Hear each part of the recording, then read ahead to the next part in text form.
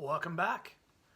So, at this point, this is another episode of garageLaverty, another episode of the Falcon, and floors are done. Unfortunately, there was a lot of grinding, a lot of welding, not a lot of video taken. So, this is going to be kind of a walkthrough of what happened, what went where, so on and so forth. But I hate to say it, it's largely going to be pictures.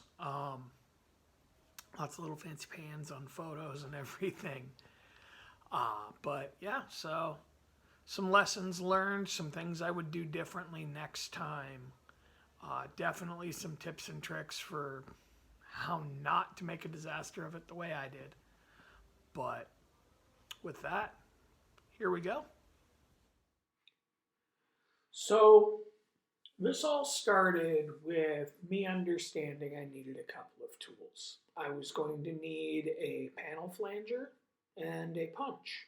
And my original plan was go through, cut all my panels a half inch bigger than the holes they were filling, use the flanger, which would give me a little lip, which would leave all the panels sitting flush with only a half inch lip over them, and then use the hole punch to do a bunch of plug welds, cover that in seam sealer, and be done with it.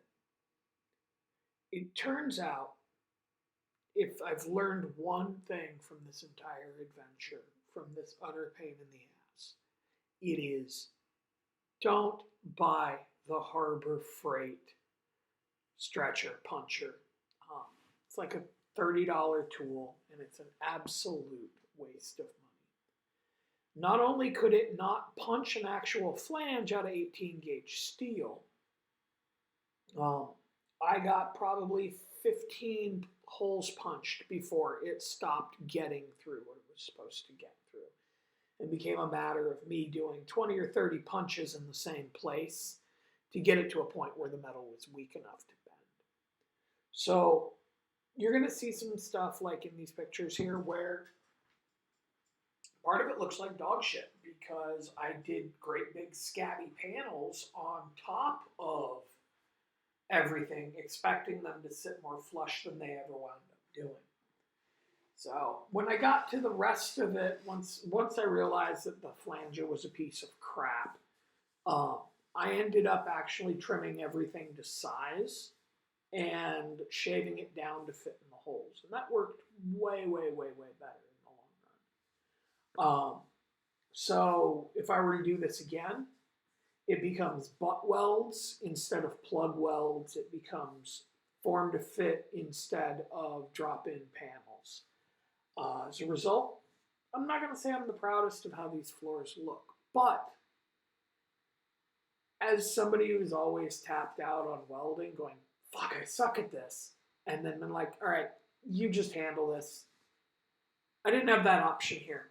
And while it shows in a lot of places, I'm okay with it. So I went through, cut out there were two patches in the back floor on the passenger side, one giant patch hole in the driver's rear. And the front floorboards were kind of interesting because they had layers I had to deal with. Not only were the floorboards rotted, but the toe boards were rotted. And the toe boards were not welded to the floorboards originally, so they just kind of layered over each other. In addition, the panels that the car came with, they didn't really fit all that well. They're meant to fit about 5 different cars. They didn't have the same gaps, the same bends in them. The reliefs weren't quite correct. So instead of replacing the entire floor, I just patchworked it. And don't know if I'd do it that way again. Based on the absolute pain in the ass, I'm going to say yes, but I'd use a little tighter reproduction panels than I had. These are the best panels at $69 a piece bought the previous owner. They came in the car. The car's never going to be perfect. I coped with it.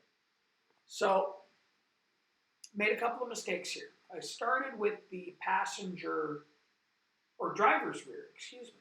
I started with the driver's rear, and since it came all the way up to the edge of the body, I cut it out, ground the car down on the side, ground everything out, and I flanged it downwards. And I did a 1/2-inch flange down, because I couldn't quite tell where everything was. With seam sealer and everything in the past, it was just like, all right, take a guess at it. I'll bet you it goes down so it stays out of the body of the car. It didn't stay out of the body of the car. That one goes down, the rest go up. So that one looks a little different. It's got a little more seam sealer on it. I had a hell of a gap to weld there because it bent down instead of up. But after that, I did the other rear panels, and they had the same problem as I talked about earlier.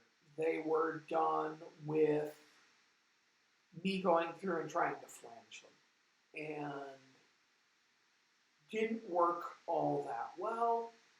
Wouldn't do it that way again. By the time I got to the fronts, I had committed to,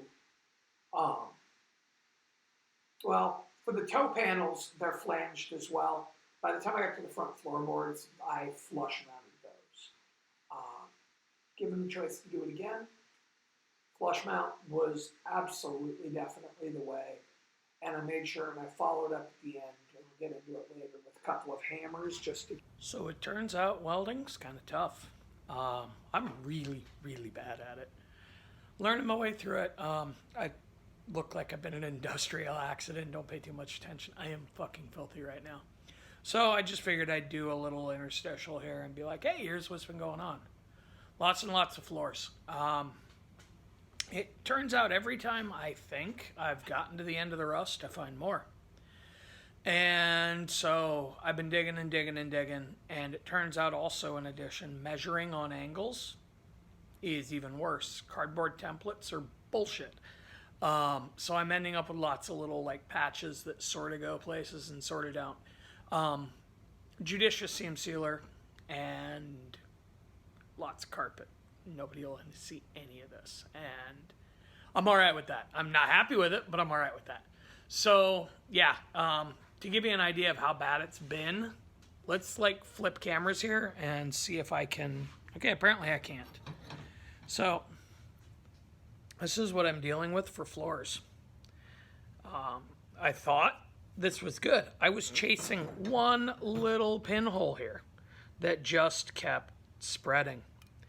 And it's because parts of this measure out at 1/10 of a mil thick, like almost off the bottom of the accuracy of my gauge.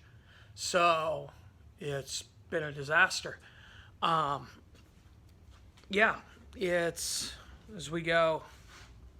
I mean, obviously I'll do more talking about the little bits and pieces here, but there's almost a floor.